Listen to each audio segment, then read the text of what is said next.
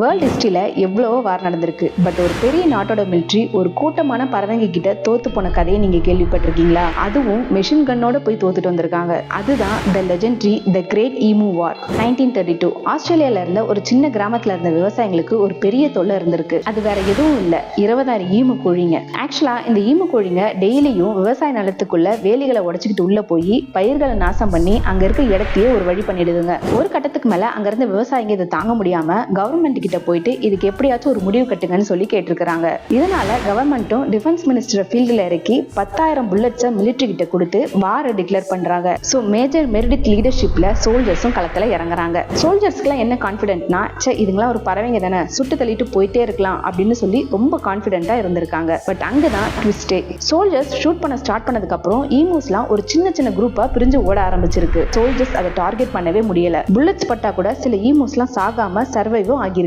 And ஒரு கட்டத்துக்கு அப்புறம் ட்ரக் மேல கன்னை செட் பண்ணி ரன்னிங்லேயே ஷூட் பண்ணிருக்காங்க. ட்ரக்கை விட ஈமு பயங்கர ஃபாஸ்டா தப்பிச்சு ஓடி போயிருக்கு. மிலிட்ரியால லாஸ்ட் வரைக்குமே கரெக்டா அவங்கள டார்கெட் பண்ணவே முடியல. பல ஆயிரம் புல்லட்ஸ் ஸ்பெண்ட் பண்ணி கடைசியில கொஞ்சம் ஈமூஸ் மட்டும் தான் கொல்ல முடிஞ்சிருக்கு. மிலிட்ரியும் இதுக்கு மேல என்னால முடியாதுப்பா அப்படின்னு சொல்லி திரும்பி வந்துட்டாங்க. அபிஷியலா இந்த வார்ல யார் ஜெயிச்சாங்கன்னா ஈமு கோழிங்க தான். ஆஸ்திரேலியாவோட வொர்ஸ்ட் டிஃபீட் அப்படின்னு சொல்லி இப்போ வரைக்குமே இதை கலாச்சிக்கிட்டு இருக்காங்க. இதை பத்தி நீங்க என்ன நினைக்கிறீங்கன்னு கமெண்ட் செக்ஷன்ல சொல்லுங்க. அண்ட் இதே மாதிரி நிறைய இன்ட்ரெஸ்டிங்கான விஷயங்களை தெரிஞ்சுக்க நம்ம பேஜை ஃபாலோ பண்ணிக்கோங்க.